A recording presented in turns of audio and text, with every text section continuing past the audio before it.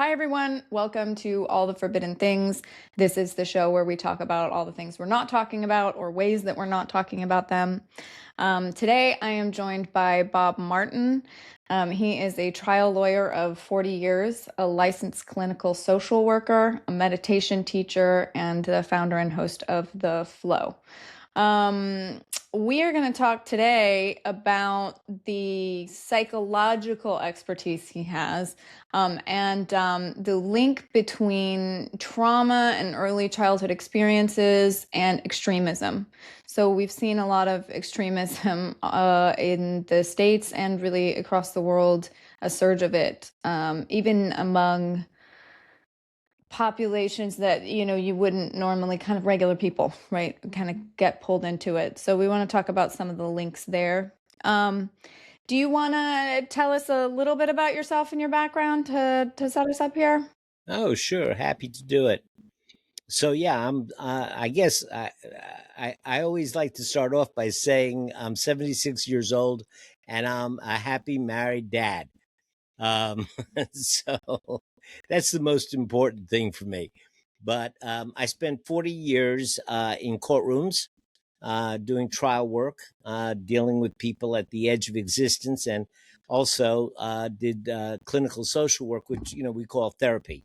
And you're also dealing in a lot of people think that that's a very strange combination, but you're actually still dealing with people on the edge of existence there and finding out where folks are. So it's given me an opportunity to see a lot of folks who act out in ways that are on the edge of the bell curve, so to speak, outliers, and learn about their early histories, and of course, going through the social work training process, you learn to do a bit of research, and so I bring some of that with me here today, and happy to share it.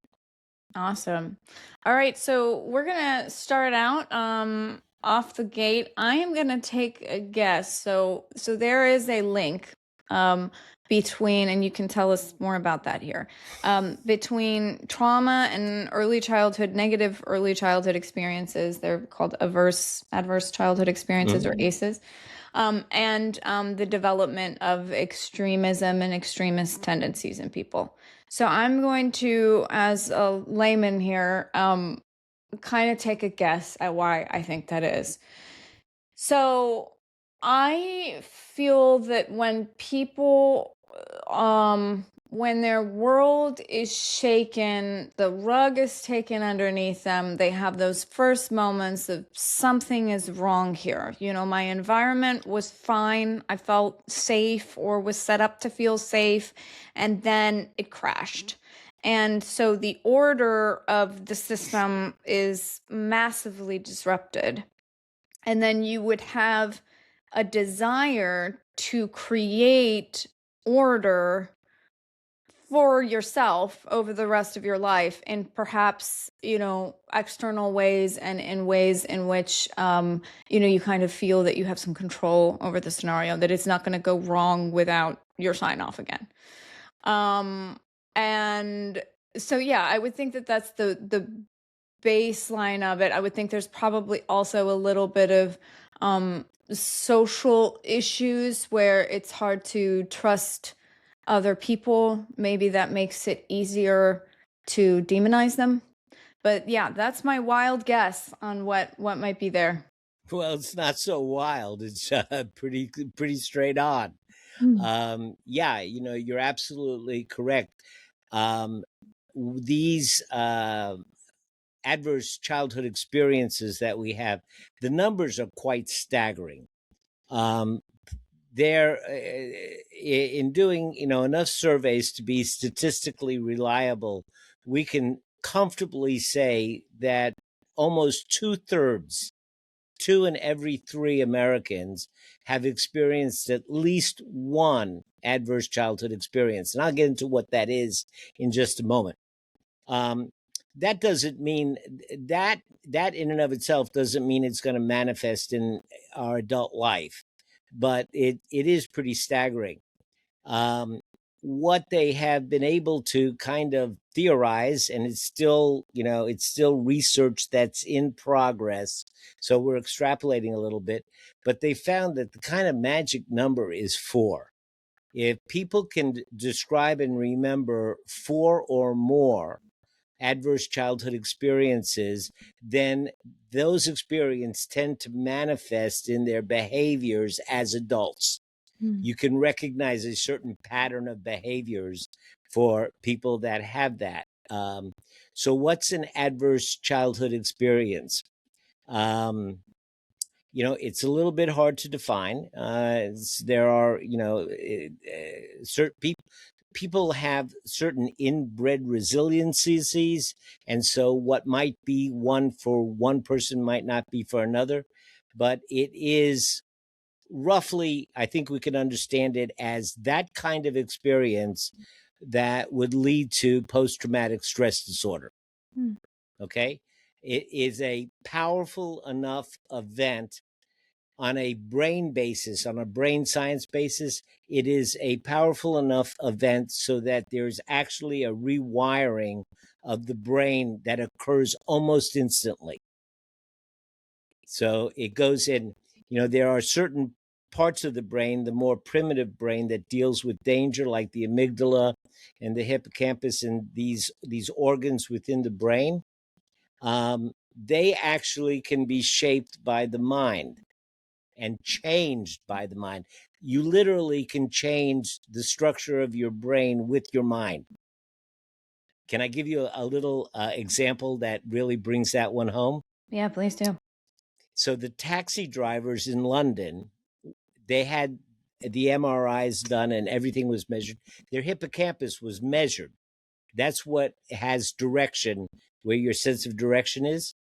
Now, to become a taxi cab driver, you have to memorize the map of London and know every single nook and cranny of that city. So they have to go through this, and sometimes people take this test 5, 6, 7 times before they pass. So it's a real intense thing. So they study and study and study. So after they pass, now these people had their hippocampus examined and measured again. And the organ itself, the physical organ, had actually grown longer, deeper, thicker, and taller. It actually increased in size. So simply by the act of using your mind and focusing on this, the neurons that fire together wire together, and they built up more capacity for the hippocampus. And we all understand that when we play with math a lot and it used to be hard and now it becomes easy, that is the process of changing your brain with your mind. So when an event occurs that instantly reforms neural pathways, these are the things that lead to PTSD. Now, they can be unlearned as well, and you can do that, but these are powerful things. And when they happen over and over and over again, those neural pathways get deeper and deeper. And the younger it happens, the deeper it is in the architecture of the brain. So that starts to establish your sense of reality. It is the fundamental basis upon how you judge the world. And so if these events occur, then what are the patterns that kind of come out in adult behavior? So we're looking at things like black and white thinking. And as you mentioned, a sense of stability and control becomes all powerful because your vision of the world is one that's chaotic. And that is deeply, deeply disturbing to you. Chaos becomes deeply disturbing because of the PTSD. It brings back all of that chaos and pain and upset from the early childhood experiences. So you want that kind of stability. You are going to look for someone that has a clear sense of what's right and what's wrong, and lean more towards the authoritarian way. And you clearly have a sense of what's right and what's wrong, and mostly it's the way that I think is right. And if somebody else is going to give me a leadership, if I'm going to look to a leader that mirrors my sense of strictness and authoritarianism, then I'm going to be attracted to that. And that leaves me open to be a subject for somebody that might want to take advantage of that black and white thinking, all or nothing thinking, my way or the highway type thinking. And so then there's a tendency to want to be more definitive about what my thoughts are. And that tends to push me more towards the edges away from the center. As you come closer to the center, there's more gray thinking. More I can see your point, more I might be wrong. The patterns that evolve in adults, victims of these ACEs, tends to be very non-prone towards self-examination. Because that self-examination brings them back to the pain and the chaos. Yeah, and the self-examination is essential in being able to navigate a world with people who, believe differently from you, or social issues that are very complicated, and your place in them. What's interesting is you mentioned sort of more of an authoritarian figure, or somebody who, the leader themselves, that kind of helps harness the extremism. I would imagine that a lot of ACEs come from actually having a character like that in your life initially, that caused you harm. So why would that not outweigh, I don't know how, I mean, ACEs could be anything from an accident that you have that was very traumatic for you or whatever. It's not just that you had like an abusive parent in the home. That would be one example. But imagining that a lot of people usually have been impressed upon by a human being that took authority and power, why would they then be attracted to that? Interesting. Great question. Doctors Hendricks, husband and wife research team, looked at that very, very deeply, and they developed something. I can't. The name escapes me. It'll come back to me in a second. And their idea behind that was this: that when let's take a child who has an alcoholic parent. Okay, so the way the child interprets it is, this person doesn't love me enough to stop drinking. And if I could only get them to love me enough to stop drinking, their stopping drinking would show me that they love me enough. So I'm now growing up with this deep pain of not being accepted enough because I can't stop this person from this chaotic behavior, which I can see is harmful to them and it's harmful to me, and it's creating harm in the family. And there's nothing I can do about it. So here's the chaos, and here's my sense of inability to change things. So then you say, well, why then does the person grow up and marry a workaholic or a gambler? And you see this pattern over and over and over again. And their hypothesis is that we look to reestablish the wounds of our childhood in our adult life so that we can change the person, so that they will love us enough to change. And only in that way will we be able to resolve our childhood conflict. We want to solve it in our adult life so that we can put to rest the childhood conflict. And what the Hendricks did in their theories of therapy is, often you find two people with exactly the right same mirror going on in their lives. You find the person who was smothered by their helicopter parents, meeting the person that was left to roam and not paid attention to. Uh, so they marry each other and they reestablish their same dynamic.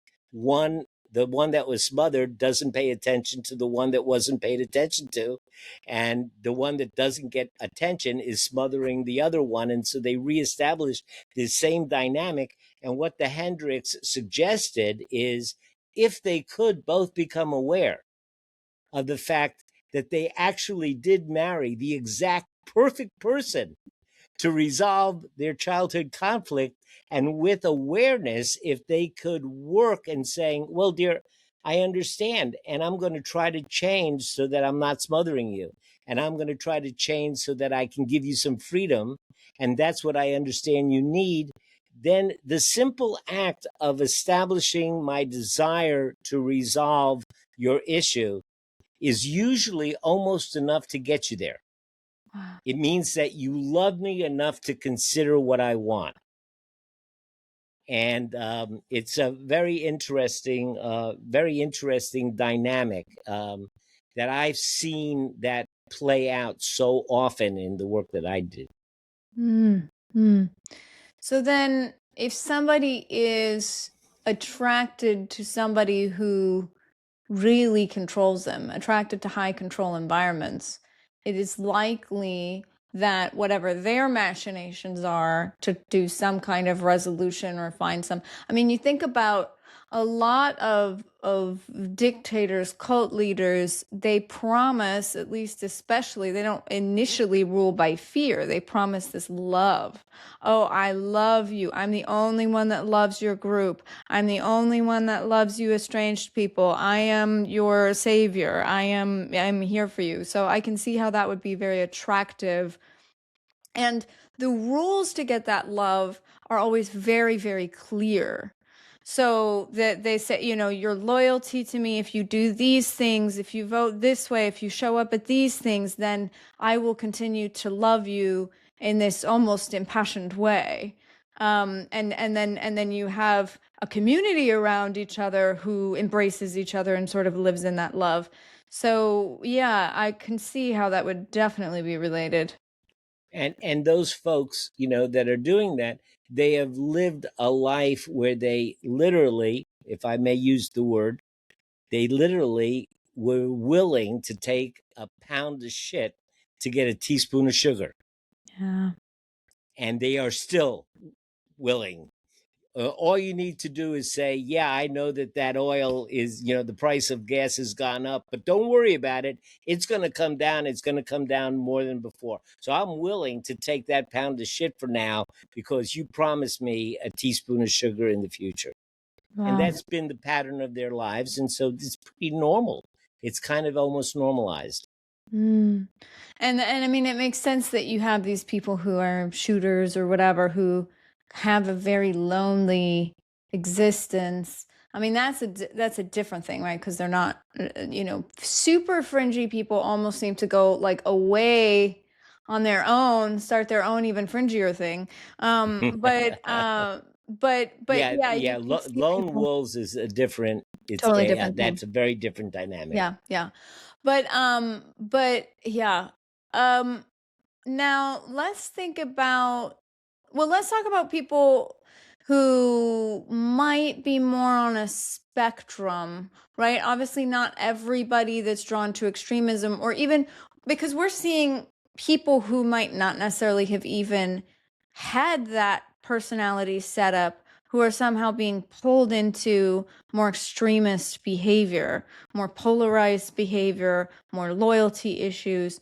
So, what do you think draws that out? Are those people some way they've always been set up for that, or that we, I think everyone can on some level take some responsibility that they may have, unless you're very self-aware and aware of this pattern, they may have taken on more of this combatant relationship to others, at least, or where does that flow? If you don't consider yourself to be deeply traumatized, how could you have been pulled into this as well? Is it just a spectrum of what you might have been exposed to? Mm-hmm. Well, you know, think about your family. You know, you hold your family in a certain very special regard. It's my family, it's my group, that's my family. And we're willing to do an awful lot of stuff to protect our family. I mean, that's how we grow up, and in evolutionary terms, our tribes were relatively small, and your family became extended. The old expression, takes a village to raise a child, but there was a time when it actually did take a village to raise a child. I'm talking, Yeah. many years ago. But we all can recognize our sense of family. And so there's a whole other spectrum of thinking about group dynamics. And when you think about groups, the moment a group forms, whether it's my family or whether it's my county or whether it's my country or whether it's my Christians or whatever it is, the first thing that a group has to do in order to survive is distinguish itself from other groups. Why would you belong to my group if my group is like every other group, right? So that's just part of group dynamics. So it distinguishes itself from all the other groups.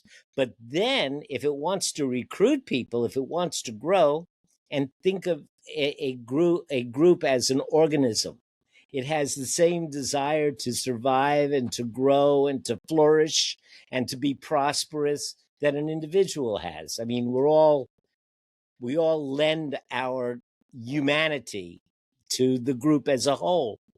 And so not only does it have to distinguish itself, but it also to say, in some ways, I'm better than the other groups. Otherwise, why would you want to join my group?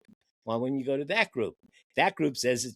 So that's just your typical normal group dynamics. So you take those dynamics and then you mix it with the trauma manifestations of adult life. And so the person is going to be attracted to that group. And then once in the group, the dynamics of the group take over. Now you're part of our family. So now you're protecting the family. You're being protected by the family. Same explanation for, gangs and cartels and organized crime. And, it develops its own culture, its own ethic, its own way of being. And then, to leave that is like, it's like being kicked out of your family. That's traumatic.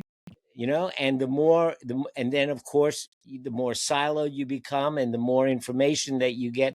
I mean, I talk to a lot of folks whose it's not only our opinions and our policies that differ, but their facts are different than the facts. It's like I'm on world 1 and they're on world 2.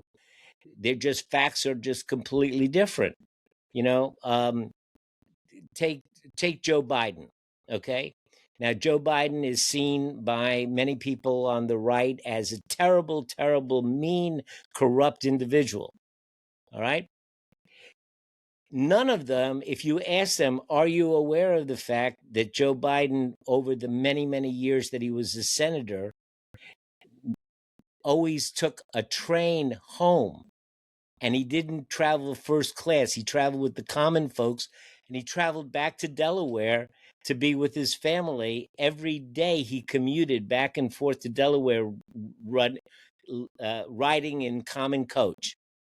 Did you know that about this man? They don't know that. They don't know that fact. That's the kind of fact that might change their opinion about who the man was. So, so you take the trauma, you add the group, you silo the information. There you go. That's you a get an recipe. extremist. Yeah. I mean, let's think quickly about, well, maybe not quickly, how does one resolve that? Because if you have, like in therapy, somebody who is exhibiting this behavior and they have this past, you go through a certain process of naming it, of of ownership, of getting somewhere. You then, if you have a dynamic between two people that's dysfunctional, then you go to, let's name what we have a problem with, let's face it, let's talk it out, let's own our sides, let's understand each other. What I find very interesting is that once you're at a collective level where you're manifesting those things, what we often try to do is, and you can share any experiences you have of this, but get to the finish line of, oh, let's just try the peace and harmony thing, but you haven't gone through the process. But I mean, is it even possible to go through the process collectively of collective healing like that, of a traumatized community coming in? Because that's also, you can have ACEs from from growing up as a minority in an oppressed group, or if you're coming from, and there's this sort of almost inherited and generational, and that's a whole thing of what you're bringing. So how do we even resolve this on the collective level, or does it have to be done individually? Is it a matter of each person just has to find their own healing? Yes, yes, and yes.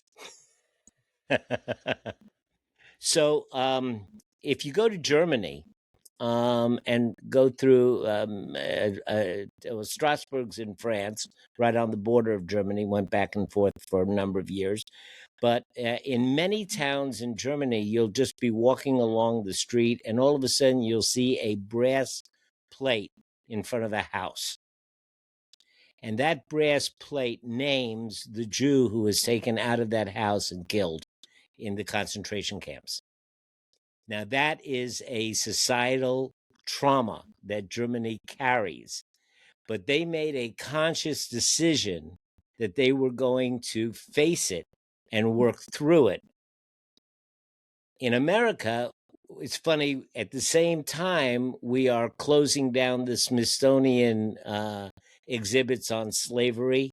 We're trying to change, and it's as if this administration thinks that things that occurred that's part of our history that may be traumatic should be avoided.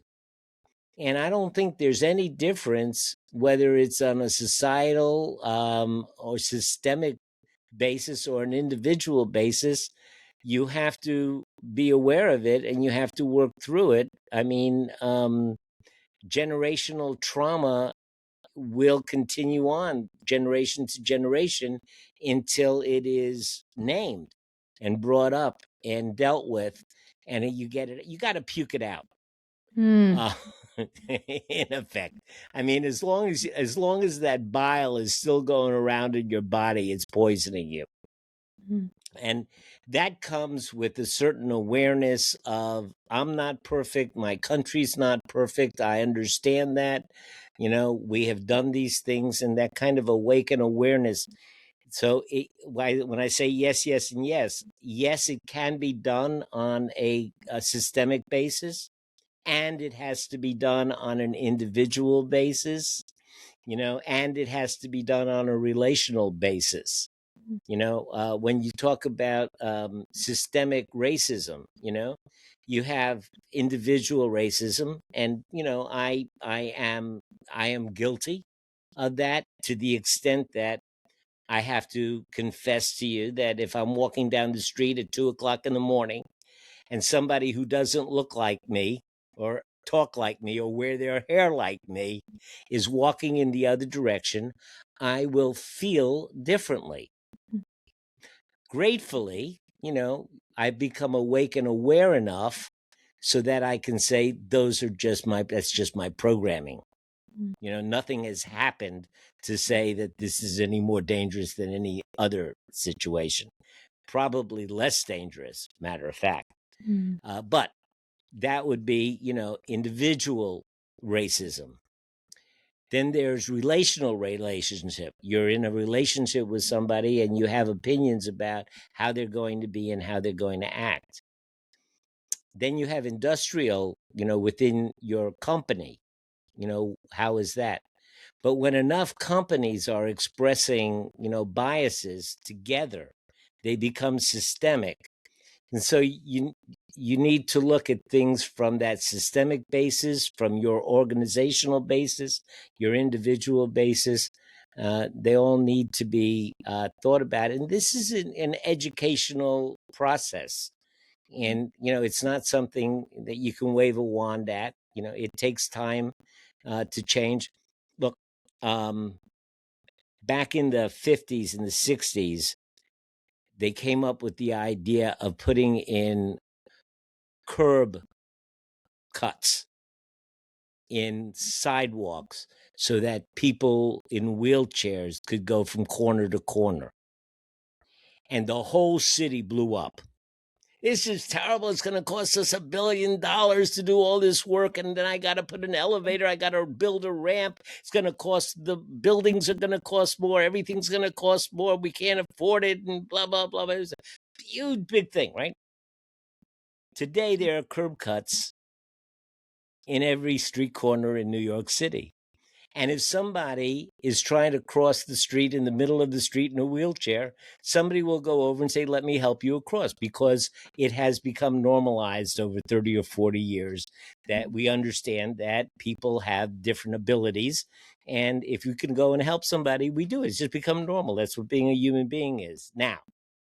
But boy, when that change was introduced, it was a big one. So, we have to recognize that it takes time on all of these levels. And can I take a little aside and tell you a little story? Please do.